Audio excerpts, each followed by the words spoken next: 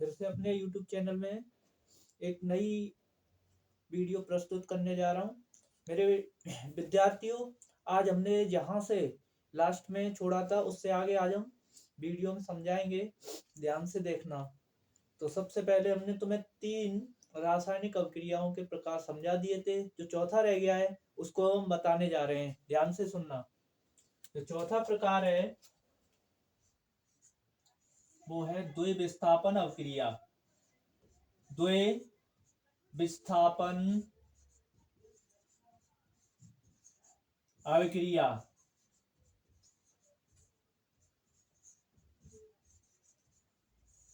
English में बोलते हैं इसको double displacement reaction. Double displacement reaction.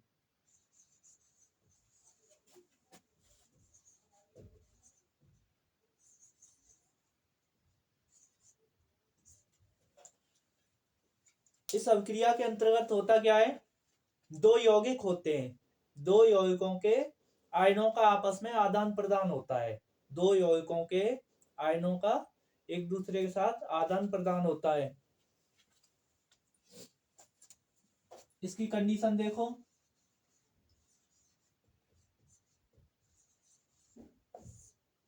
Condition पहले मैं एक बार फिर से रिपीट कर रहा हूं।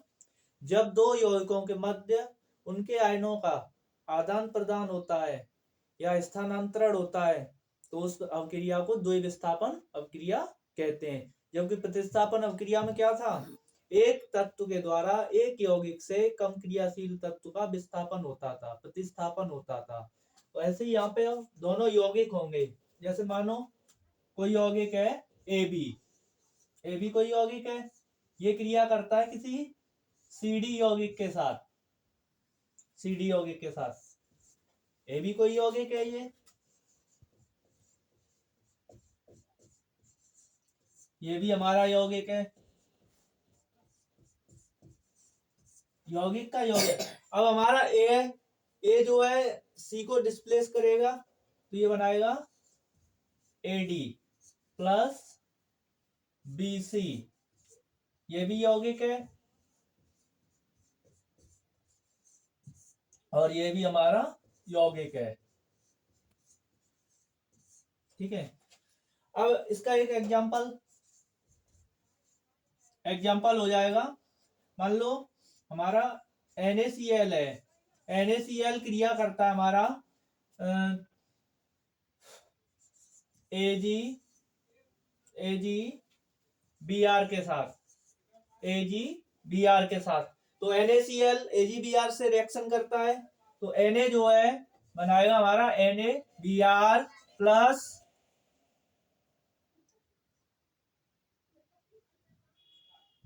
AgCl। अब यहां देखो आयन चेंज हो गए, Na के साथ हमारा आयन है Cl, Ag के साथ आयन है हमारा Br। तो होता क्या है यहाँ पे, ये NaBr के साथ जुड़ गया तो ये NaBr हो गया और Ag जो है Cl के साथ जुड़ गया तो AgCl हो गया। अब यहाँ देखो मैच कर रहा है इसके साथ, जो हमारी कंडीशन थी सेम है। ये हमारा यौगिक है, ये भी यौगिक है। तो यौगिक के द्वारा यौगिक का क्या हो रहा है, डिस्प्लेसमेंट हो रहा है, आयन चेंज हो रहे हैं। यहाँ जो आयन है Na था और यहाँ आयन जो Ag है, यहाँ आयन Cl है, यहाँ Br है।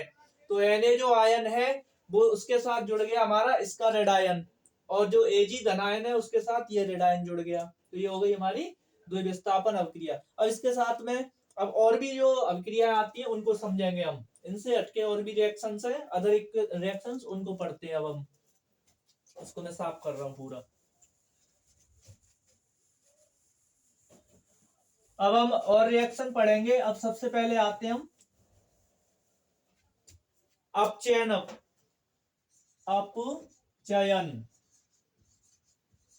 अपचयन में क्या होता है हमारा, अपचयन अभिक्रिया पूरी, अपचयन अभिक्रिया, reduction reaction, reduction reaction. Reduction reaction में क्या होता है हमारा, यानी इसके 3 डेफिनेशंस बनती हैं। तो डेफिनेशन 1 यानी परिभाषा नंबर 1, परिभाषा 1।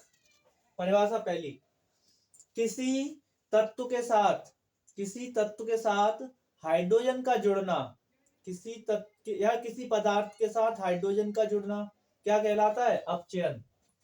परिभाषा पहली, किसी पदार्थ के साथ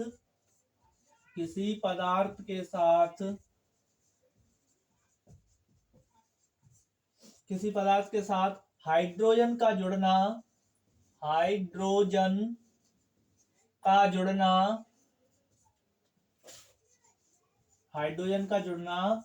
क्या कहलाता है?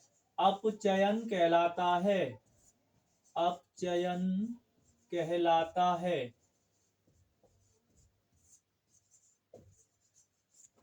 किसी पदार्थ के साथ हाइड्रोजन का जुड़ना अपचयन कहलाता है। एग्जाम्पल देखो इसका, जैसे हमने H2 लिया, S, तो यहाँ S सल्फर के साथ हाइड्रोजन जुड़ रहा है हमारा, तो ये बन जाएगा हमारा H2S। ऐसे ही अब परिभाषा नंबर 2,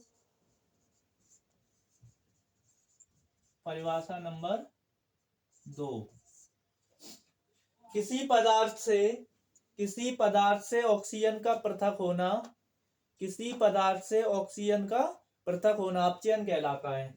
जैसे Mg प्लस O2, तो MgO में Mg के साथ ऑक्सीजन जुड़ा हुआ है, लेकिन इधर आके क्या हो जाता है? वो अलग हो जाता है, तो ये हमारा अपचयन है। तो परिभाषा लिख लेंगे इसकी, किसी पदार्थ के साथ ऑक्सीजन का जुड़ना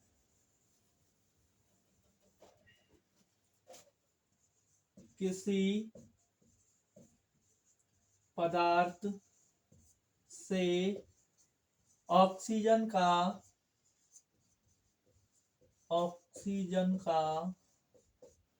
पृथक होना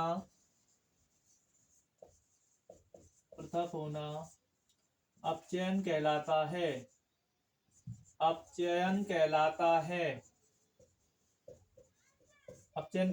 है। अब एग्जाम्पल देखो इसका, एग्जाम्पल हो गया हमारा, जैसे अभी हमने एग्जाम्पल लिखा था MgO, तो MgO से यानी ऑक्सीजन अलग हो जाएगा, Mg प्लस O2, बैलेंस करो इसे, तो यहाँ Mg के साथ ऑक्सीजन जुड़ा हुआ है, तो ये ऑक्सीजन अलग हो गया, तो ये हमारा अपचयन हो गया। परिभाषा नंबर 3,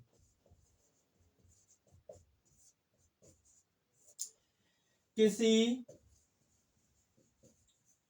रासायनिक अभिक्रिया में किसी तत्व की ऑक्सीकरण संख्या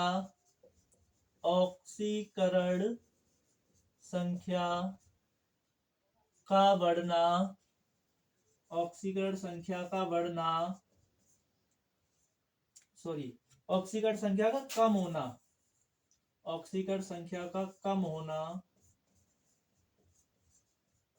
अपचयन कहलाता है।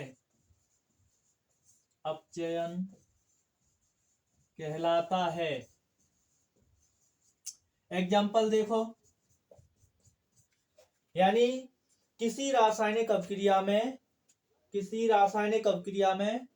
और किसी तत्व की ऑक्सीकरण संख्या का कम होना अपचयन कहलाता है। एग्जाम्पल देखो, जैसे हमने यहाँ लिखा Fe, यानी फेरस आयन है ये, Fe पे कितने आयन है? 2, तो अगर हम देखें यहाँ पे, तो इसके साथ Fe आयन है, ये फेरिक आयन है, फेरिक आयन पे कितने धन आयन है? 3। अगर हम देखें Fe, तो Fe पे कितने आवेश है? यहाँ 2, ये हमारा फेरस आयन है, तो यहाँ 3 आयन है और यहाँ 2 आयन है, तो यहाँ हम देख रहे हैं एक इलेक्ट्रॉन इसके साथ जोड़ दिया जाए, क्योंकि आवेश बराबर होने चाहिए। यहाँ 3 है, 3 में से एक इलेक्ट्रॉन कम करेंगे तो यहाँ 2 आवेश हो गया, यहाँ भी 2 हो गया।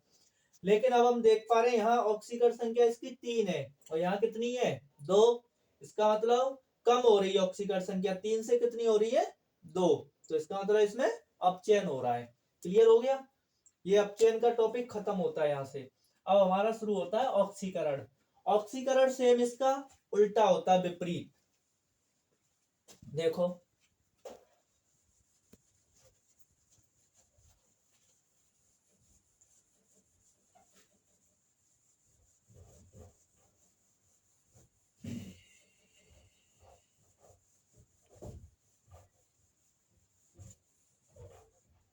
अब बात करते हैं ऑक्सीकरण की। ऑक्सीकरण, ऑक्सीकरण अवक्रिया, ऑक्सीडेशन रिएक्शन। तो जो ऑक्सीकरण अवक्रिया है ये अपचयन की उल्टी होती है, विपरीत होती है। तो इसकी परिभाषा पहली लिखेंगे,